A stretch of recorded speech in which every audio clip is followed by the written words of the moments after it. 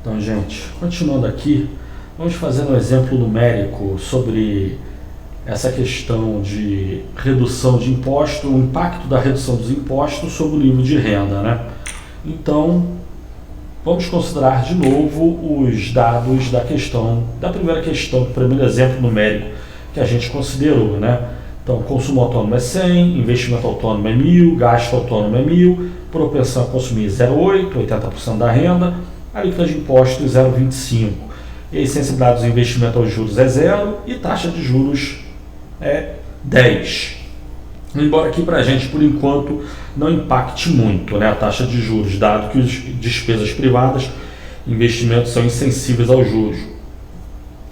Mas então a gente já calculou. Para calcular o nível de renda, é equação de determinação do nível de renda nacional de equilíbrio, só substituir os valores, já tínhamos visto 5.250, a arrecadação do governo seria 1.312,50, e sendo assim ele é superavitário em 312,5. E aí, de novo, a economia está profundamente arrochada, com o nível de produção e emprego muito abaixo do pleno emprego, um monte de gente desempregada, empresas falidas, todo mundo desesperado com relação ao futuro, e o governo sobrando dinheiro, né? Superavitário. Todo mundo vai reclamar do governo, exigir uma medida de política econômica que melhore a situação da economia, e as medidas do governo, por enquanto, são basicamente duas: gastos e impostos. A gente já viu a questão dos gastos, considerando agora os impostos, digamos que o governo reduza os impostos. Então, para o ano seguinte, de novo, política fiscal, medidas referentes a gastos e impostos, elas são lentas, levam tempo, precisam ser aprovadas, né, pelo Congresso, de tal forma que para o ano seguinte, digamos que o governo reduza os impostos, digamos de 0,25, o governo reduza para 0,1, ou seja, o governo baixa o imposto de renda de 25% para 10%, digamos. No caso, estou chutando um valor aqui, né? Só para mostrar a queda dos impostos. Mas então, de novo, pressupondo que tudo mais permaneça igual ao ano anterior, o que é o cúmulo do absurdo, mas então o consumo autônomo é o mesmo do ano anterior, o investimento autônomo é o mesmo do ano anterior, os gastos públicos são menos absurdos, depende do orçamento. Se o governo mandou para o Congresso um orçamento prevendo gastos públicos aí de 1.000, então menos pior. O governo pode mandar para o Congresso a cada ano uma proposta orçamentária prevendo o mesmo gasto, menos pior isso, né? Agora, propensão a consumir é 0,8, mesmo do ano anterior. Absurdo considerar isso, mas vamos considerar assim. E as alíquotas dos impostos, digamos que o governo tenha baixado. Sendo assim, qual é o novo nível de renda dessa economia? Digamos, só para recalcular, é só lançar os valores de novo na equação de determinação do nível de renda nacional de equilíbrio. Então, substituindo os valores, a gente teria que o nível de renda nacional seria aproximadamente 11.666, né? Uma queda brutal de impostos aí de 25% para 10%, faria a economia crescer um monte. Mas vamos pressupor que esse nível de renda, a economia continua arrochada, né? Mas, supondo que tudo mais permanecesse constante e a propensão a consumir 0,8, 80% da renda, então reduzir os impostos levaria a aumento de renda disponível e a população consumiria isso, supondo que a população consumisse essa renda disponível maior. Se a economia está como nos Estados Unidos dos anos 30, um profundo desemprego, todo mundo desesperado com o desemprego, será que se vier uma sobra de dinheiro, as pessoas vão sair gastando como se estivesse tudo normal, ou vão aproveitar para guardar o dinheiro? Bom, questão de dúvida, né? Mas vamos considerar que as pessoas gastassem. Nesse caso, o governo reduziu os impostos e a renda aumentou muito. E como a renda aumentou, o governo arrecada impostos. Só que no caso é bem interessante, né? A arrecadação de impostos do governo, a renda subiu, mas subiu graças à redução de impostos. Então o governo vai arrecadar menos impostos sobre uma renda maior. Nesse caso específico, a arrecadação tributária do governo teria caído, mas teria caído de forma que ele se manteria superavitário, só que o superávit dele seria reduzido. Isso quer dizer o quê? Que ele poderia reduzir os impostos mais ainda ou aumentar os gastos? Sim, ele poderia ter feito, mas claramente tem limites. Não se trata do governo sair reduzindo impostos indefinidamente, o nível de renda não vai subir indefinidamente e o governo permanecer superavitário, né? Aqui é fácil perceber, se o governo reduzir os impostos a zero, a economia até pode crescer, certamente cresceria, possivelmente cresceria, mas a arrecadação do governo aconteceria o quê? O governo iria se tornar altamente deficitário e o governo não tem como se manter deficitário, né? Indefinidamente. Mas enfim, fazendo esse exemplo numérico, agora só substituindo os valores aí da renda no gráfico que a gente viu anteriormente. Então, substituindo os valores, a gente tinha que as despesas autônomas permanecerem inalteradas entre os 2 anos, o consumo autônomo, investimento autônomo e gasto público autônomo permanecerem inalterados, mas no primeiro ano, com uma alíquota de imposto alta ou relativamente alta, o nível de renda de equilíbrio seria de 5.250. Com a redução dos impostos, brutal redução dos impostos, o nível de renda cresceu de 5.250 para 11.666, um baita crescimento, né? Mais do que dobrou o nível de renda. Mas, para esse caso, exemplo numérico inventado, hipotético, né?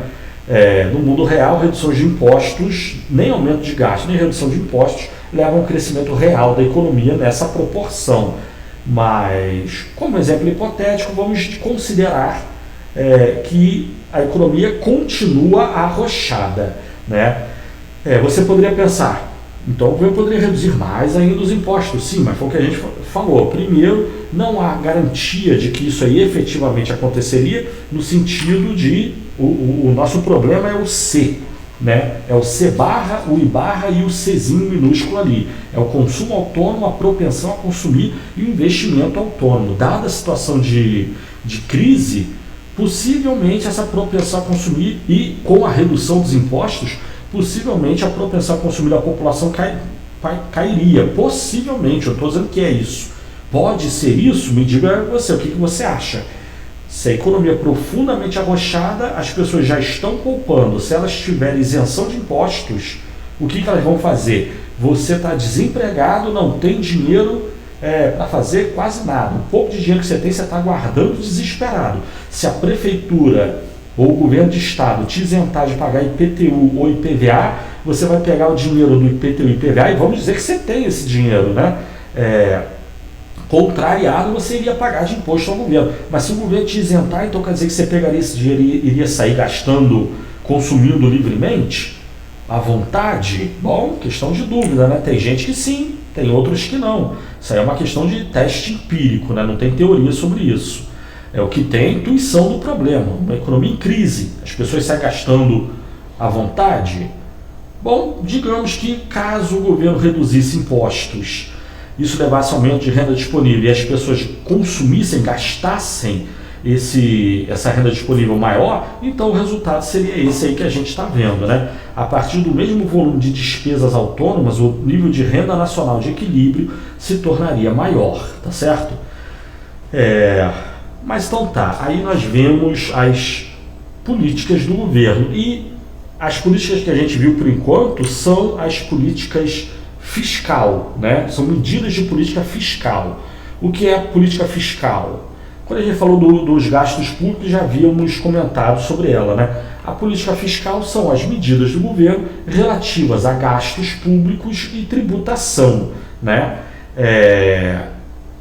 Então, foi as contas que a gente fez aqui agora. Essa é uma política econômica do governo. O governo, para executar uma política econômica, ele pode se valer da política fiscal, alterar gastos públicos ou tributação, né? Mas foi o que eu já tinha chamado a atenção. Segundo Keynes, o aumento de gastos é preferível à redução de impostos, né? Pois o primeiro garante despesas na economia. O governo gastar dinheiro é garantia de despesa na economia. O segundo não, reduzir imposto não é garantia de que as pessoas vão gastar o dinheiro. de repente, você poderia pensar, então Keynes é a favor de aumentar imposto para garantir que, porque o governo pega o imposto e ele gasta, se ele garante despesa. Não, Keynes também não é a favor de aumentar imposto, isso é claro. Vamos ver nisso, acho que já até vimos isso, né? O governo, segundo Keynes, ele tem que realizar gastos às custas da poupança nacional. O ideal é o governo captar poupança ociosa na economia e usar ela para realizar gastos. E isso supondo que haja poupança ociosa na economia, né? A população está trabalhando, produzindo, tem renda, parte da renda poupa, não tem problema, a poupança vai financiar empresas, vai financiar os investimentos, mas se os investimentos não captarem toda a poupança da população, então, segundo Keynes, o governo deveria captar esse excesso de poupança e realizar gastos, obras na economia, tendo-se em vista aquecer a economia, manter o alto nível de emprego, né? Mas se a população e as empresas já mantém o consumo da população, o investimento das empresas já mantém a economia em alto nível de produção, então já vimos isso. Segundo Keynes, a teoria clássica retomará daí em diante a sua devida posição. Já vimos esse trecho do Keynes. O governo não tem que interferir na economia caso esteja tudo bem, né? A economia esteja a pleno emprego ou próximo disso.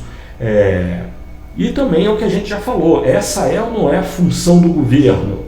Bom, tem gente que vai dizer que não. Eu sou da opinião que a função do governo não é ser um instrumento de política econômica, mas tem gente por aí que diz que tem que ter uma ação econômica, o governo, o Estado tem que ter ação econômica, né?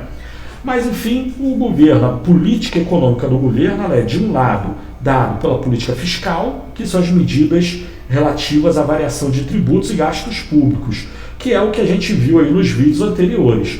Outra política do governo é a política monetária, que são as medidas do governo relativas à variação na quantidade de moeda ou taxa de câmbio, né? No caso, moeda ou taxa de juros está embutido aí, está escondido por trás da moeda, né? Então, medidas do governo relativas à moeda, taxa de juros ou taxa de câmbio. Não falamos disso, vamos falar agora. E a política monetária, que são as medidas do governo relativas à quantidade de moeda, a taxa de juros e a taxa de câmbio na economia, ela é mais rápida de ser implementada e corrigida do que a política fiscal. O governo resolve reduzir taxa de juros, ok, você chega na TV hoje, vê no jornal o governo anunciando, o Banco Central anunciando que reduziu os juros, mas assim como ele hoje anuncia que reduziu os juros, amanhã ele já pode anunciar um aumento de juros, então ele consegue desfazer algum problema, né? Se der problema, ele pode desfazer rapidamente, pode voltar atrás rapidamente, né? Ou o contrário, se o governo aumenta juros e depois viu que o Banco Central, o governo, né, simplificadamente, aumenta juros e percebe que essa política foi errada, então ele pode simplesmente reduzir juros de um dia para o outro, até no mesmo dia, né? O governo pode reduzir juros num dia, no mesmo dia achar que reduziu pouco e já nesse mesmo dia reduzir mais ainda. Política monetária é rápida de ser implementada e de dar efeitos na economia. Já se o governo adota uma política fiscal, ele vai realizar uma obra, quando ele começa a fazer a obra, essa obra leva muito tempo. Se ele resolver parar ou ampliar, isso vai levar mais tempo ainda. Digamos que o governo inicia a obra de uma nova hidrelétrica. Se ele começou a obra já está feita. Não dá para ele parar no meio do caminho, né? Então, se ele estava comprometido a gastar tanto dinheiro numa obra, primeiro, esse gasto leva tempo a ser executado e já vai dar efeitos na economia a mais longo prazo. E se ele quiser desfazer essa obra, porque achou que está gastando demais, ele quer parar, ele tem dificuldade também, ele já se comprometeu com a obra, ele já contratou a empreiteira, já pagou, agora, ou está pagando, né? Não tem cabimento o governo contratar uma empreiteira no meio da obra e dizer, não, agora não tem mais obra. A empreiteira já ganhou a licitação, ela tem direito de exigir os pagamentos do governo, tem o direito de realizar a obra e exigir o pagamento do governo, né? Então a política fiscal é lenta, pesada, os impactos sobre a economia são vagarosos, de mais longo prazo. Política monetária é mais rápida, simples, fácil. O governo pode tomar medidas de aumento ou redução de quantidade de moeda, juros ou taxa de câmbio, pode aumentar pode tomar uma decisão cada vez mais profunda. Ele resolve aumentar os juros, ele pode resolver aumentar mais ainda. Ou ele pode desfazer a sua decisão também rapidamente. Ele resolveu aumentar juros, pode resolver reduzir juros no dia seguinte, tá certo? Mas então, as políticas do governo são fiscal, a política econômica do governo se divide em política fiscal e monetária. E o que a gente viu até agora tem a ver com a política fiscal. A partir de agora vamos ver a política monetária, tá? Mas aí deixa para o próximo vídeo então. Valeu, tchau!